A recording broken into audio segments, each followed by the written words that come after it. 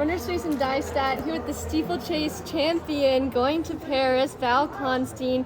Val, you've already been an Olympian, but this one must be a little bit more special because you won this trials. How does it feel?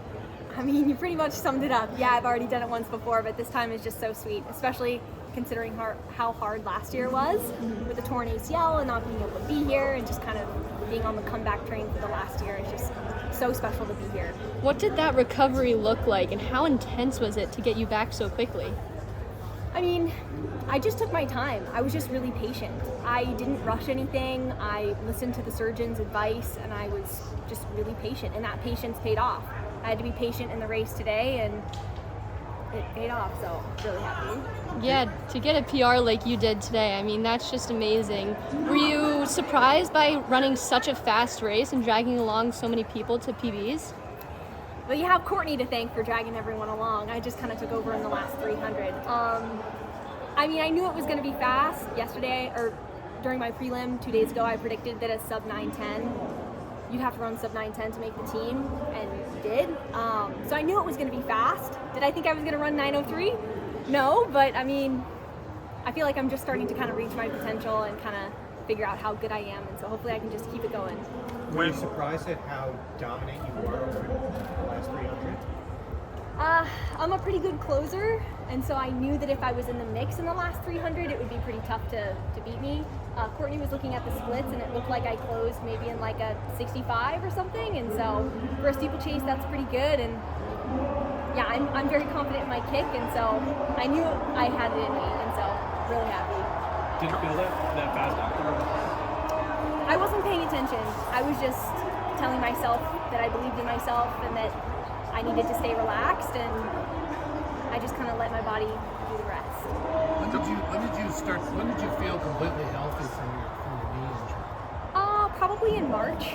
I started to really feel like I was kind of a little bit back to normal, but probably actually closer to April, because in March I was still kind of dealing with some weird aches and pains after steeplechase workouts, and then finally in April it all started to come together. So Was this pushing it at all? Getting this fit? nope, in the gym? I never pushed myself. I really just listened to my body, and I was extra picky, took it day by day, did my PT, and it just came together at the right time. But it was really patient. I didn't have to do anything crazy to get here. What point were you cleared to run? My surgeon told me that I could start, according to everyone, the ACL, it takes like 16 weeks to get to a point where you could start running on the ground. So I had to wait 4 months post-op. So I had surgery on May 23rd, and I had to wait 4 months basically until I could start running on the ground. So I didn't really start running on the ground until September. And it was a very, very slow, arduous process, but like I said, I never did anything crazy. I didn't push anything. I just listened to my body, and I didn't have any hiccups along the way. So really Was that hard to do, knowing that the trials were 13 months after you had the surgery, to be patient? I didn't think I was going to be here, to be perfectly honest. I was like, well, it's a bummer I'm going to miss 2024, but at least I'll be healthy for 2025. And so I think that taking that pressure off and just really focusing on trying to be healthy and do everything right was how I got to this point. I wasn't rushing to get back into it. I was giving myself time, and like I said, it all just came together really well. So when did the trials feel like a reality, something that you think you'd actually be able to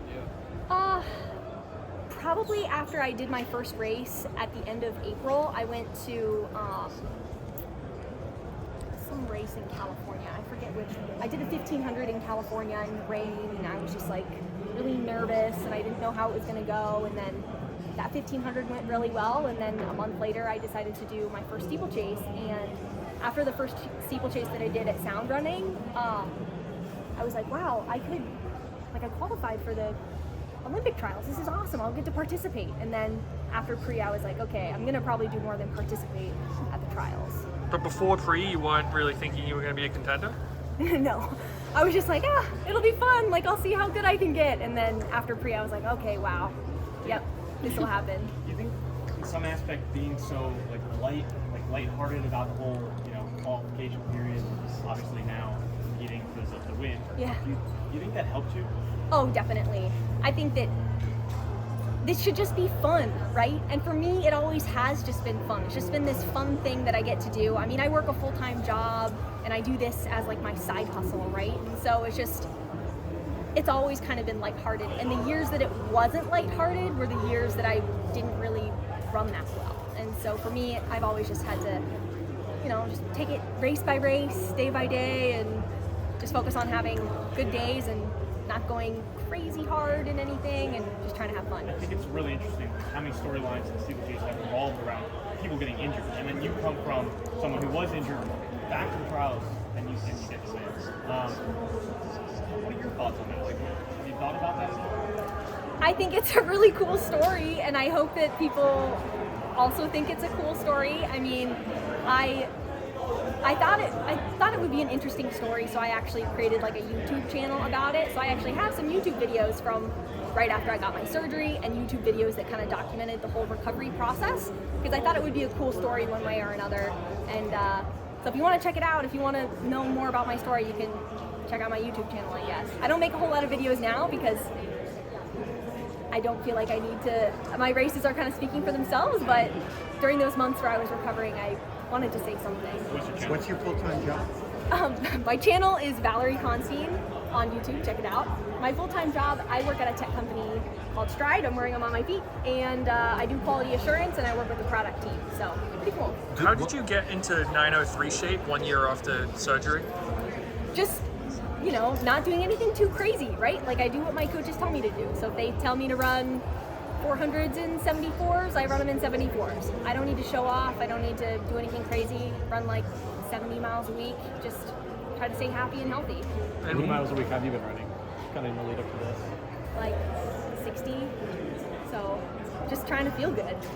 I think looking at who is in the field, like Chrissy Gear, the reigning champion, she drops out, she's injured. There's no Emma, there's no Courtney.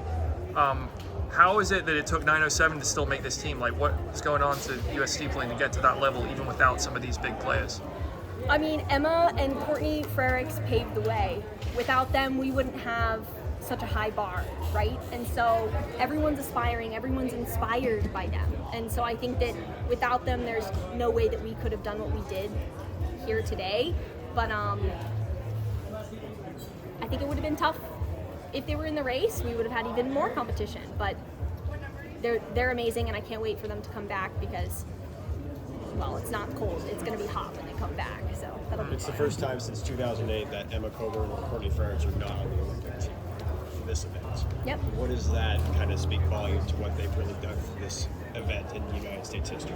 I mean, they're titans, right? They're the best ever. They both individually are regarded as the best American steeplechasers in their own regard. I mean, Courtney Frericks has the record, the American record, and Emma is the most highly decorated, U.S. runner, arguably ever. And so it's sad that they're not there, but we've all been inspired by them, and so in a sense they will be there. Like when I was on the Olympic team with both of them last time I got to go, and so I've learned so much from them in that experience, and all of us are going to be thinking about them while we're there.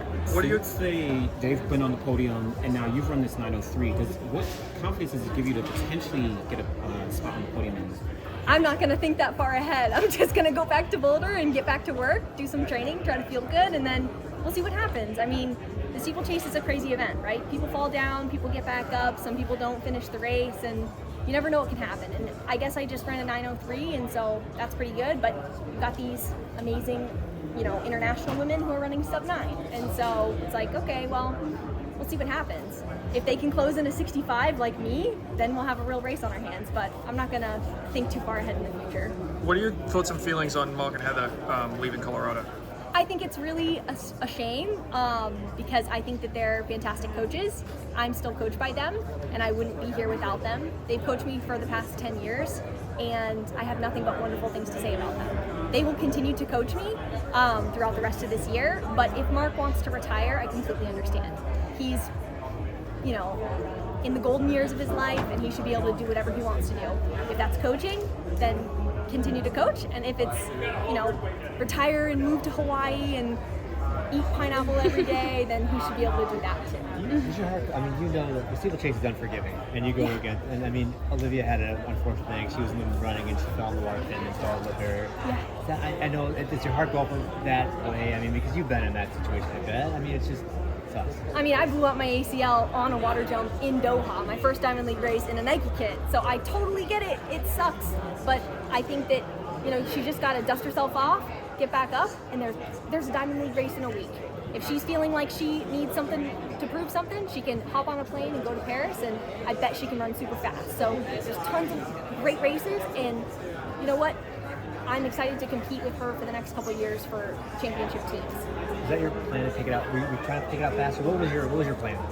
My plan was just to run with whoever was at the front and then try to win. I didn't even look at the clock. I was just racing.